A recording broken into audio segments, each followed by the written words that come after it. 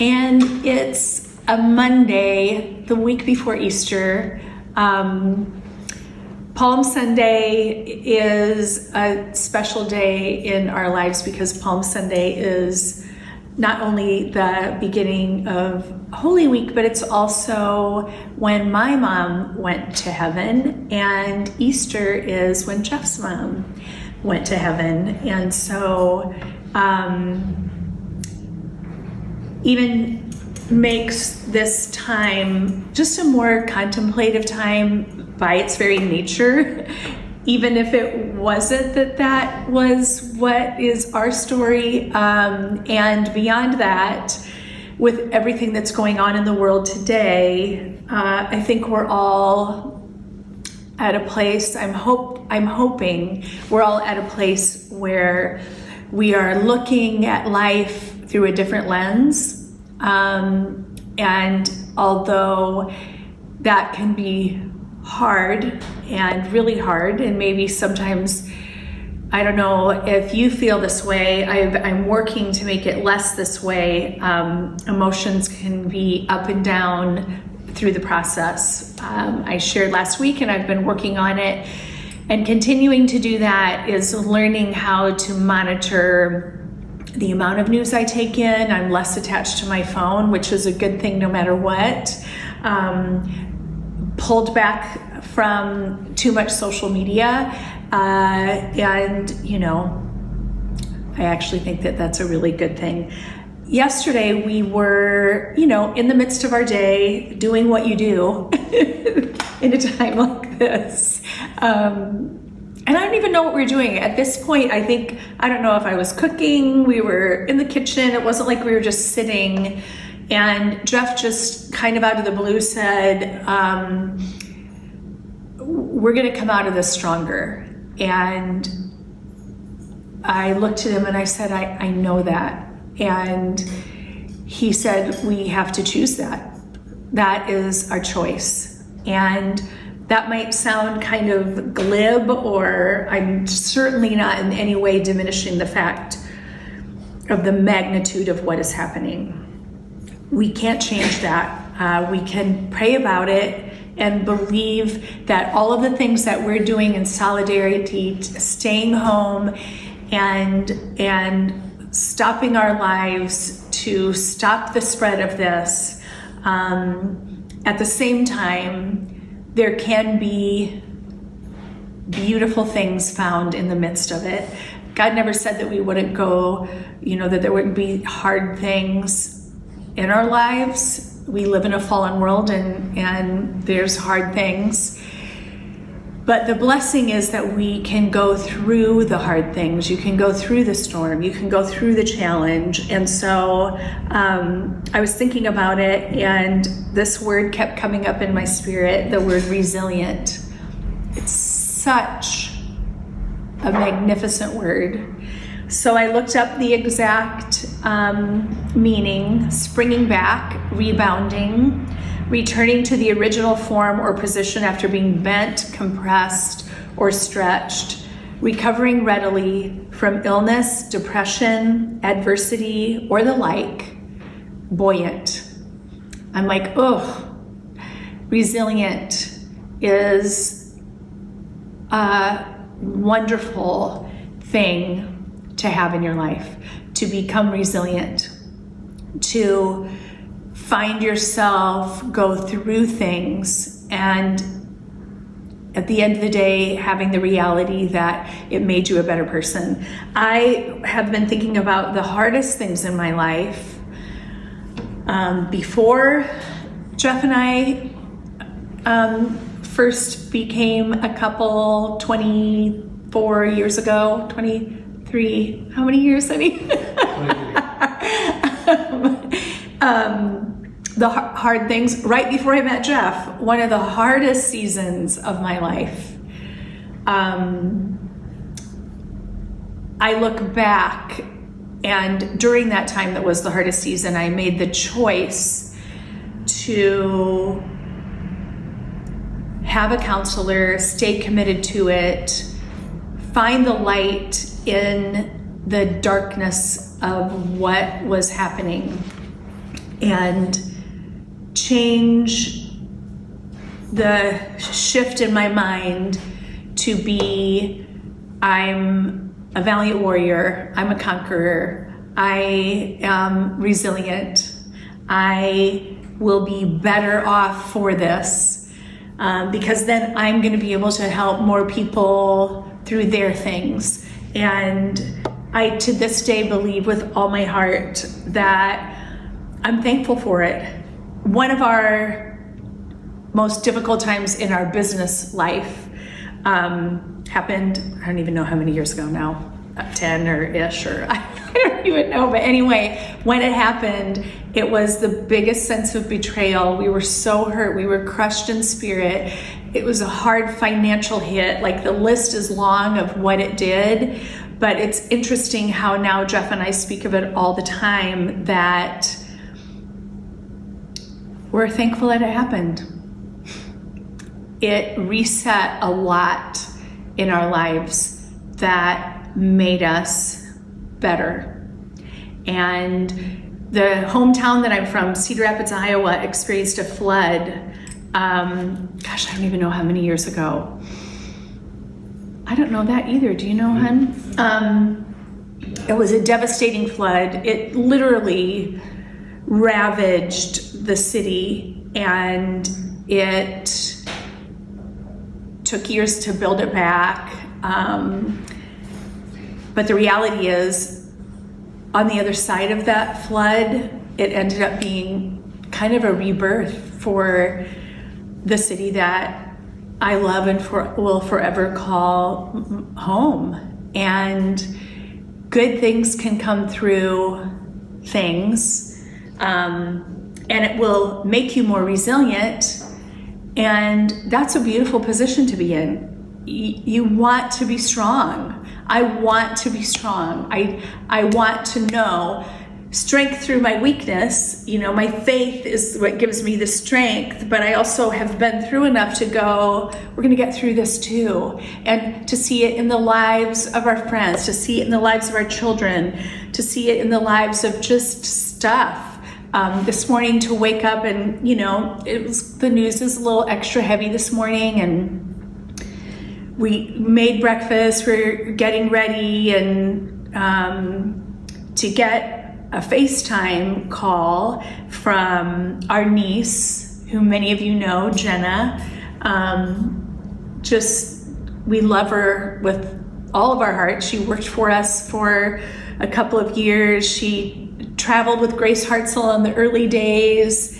And, you know, she, like so many of us, has been on a journey to find her passion and what she was destined to do. And she's found it. She's an incredible makeup artist. And in the midst of things and as life goes, we found out a few months ago, was expecting, and of course we were so excited. And this morning to be able to FaceTime and to see her, holding her beautiful baby boy in the midst of this, was like the promise that life keeps going and it keeps getting better and it keeps getting more amazing. And this is the time that we have to hang on to that for dear life and believe it.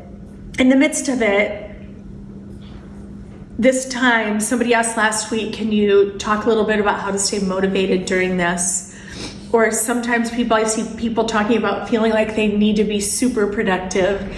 I feel like the most important, well, not the most important, but one of the most important things during this time that you can really use it for good is to use it to really come back to the terms of who you were made to be and what passions you have. You have the responsibility to be who God made you to be. I know that I have found, and Jeff has found, this is who we're made to be. And in the time when things were hard or business was hard, we have such a wonderful mentor who he has said so many times through the years, there are people attached to your obedience, which means if we throw in the towel, then all the people that we ultimately were supposed to bring into this world, it wouldn't have happened. So because of discomfort or frustration or whatever it is, if we just go, that's it, I'm done because this is too hard, or it makes me uncomfortable, or I'm disappointed. I think of how many models would not be doing what they're doing today had we stopped at the time where we, in our feelings and our emotions, thought it would be easier just to stop. I don't think there's pressure for productivity right now, but I do think it's a time that you can expand your horizons. I was thinking about this the other day. We got to listen to one of our favorite designers who was an architect and a designer and a DJ. And we sat on Saturday, I watched Jeff play. He was live streaming the most amazing music, and I watched it transform Jeff from being a little down to literally watching him come back to life, because the music was amazing and he loved it. And I love that Virgil doesn't limit himself and say, I'm a designer, period. No, I have all these different interests that I love.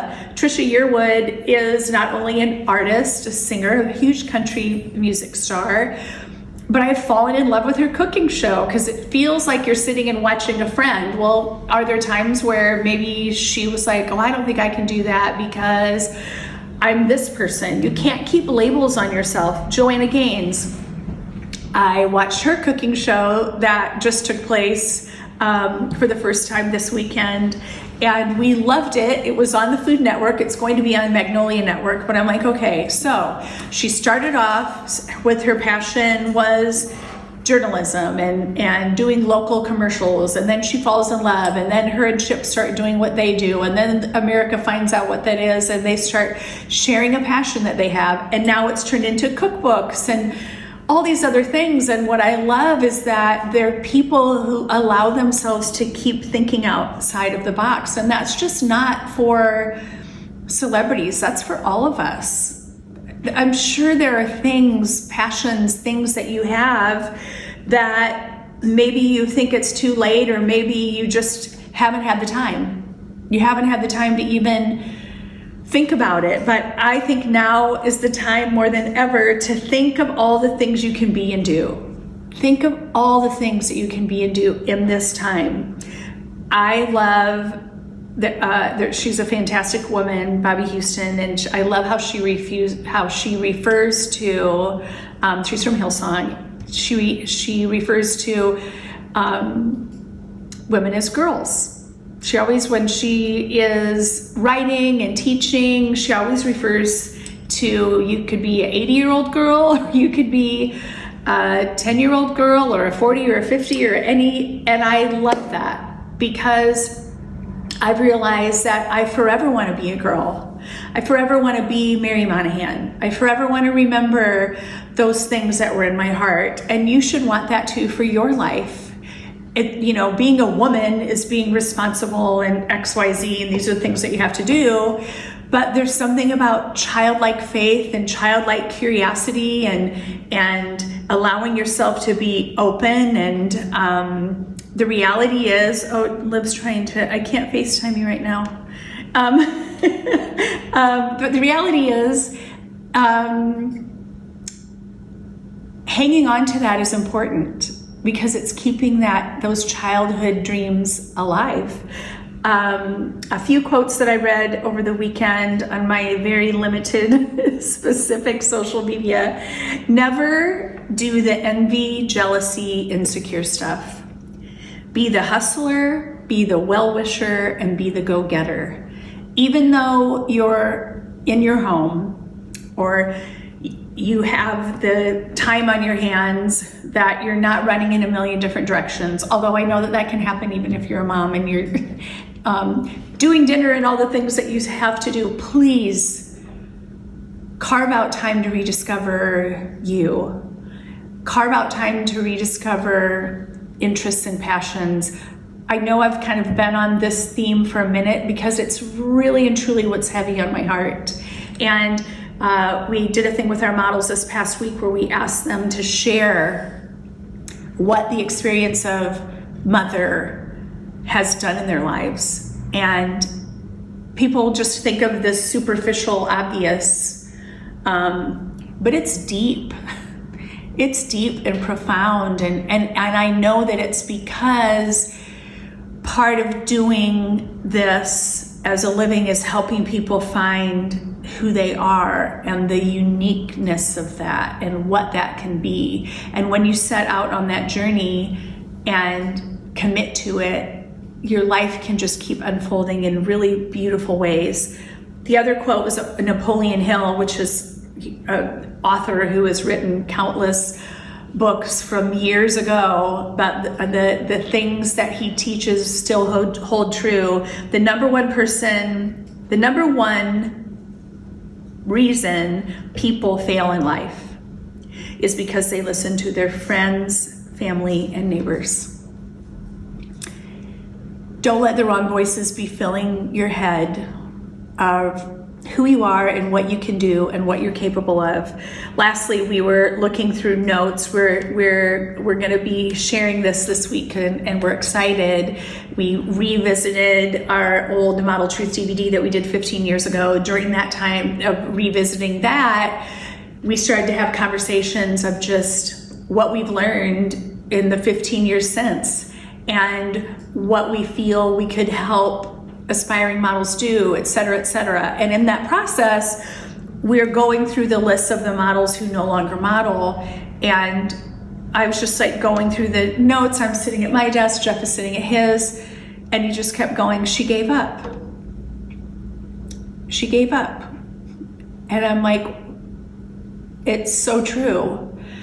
That so often success doesn't elude us, or the journey of so many beautiful new seasons doesn't stop us. We stop. And in those years of disappointment where we did feel like we were hanging on by a thread, because we were, thank God we didn't stop.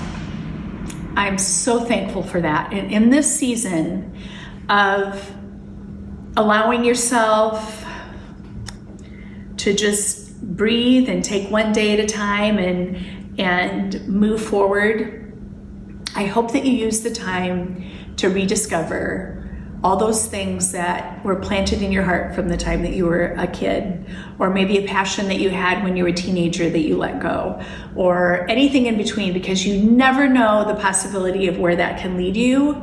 And it's a very exciting journey to be on. I hope that this week is filled with moments of resilience. I hope this week has peaceful times that bring you joy.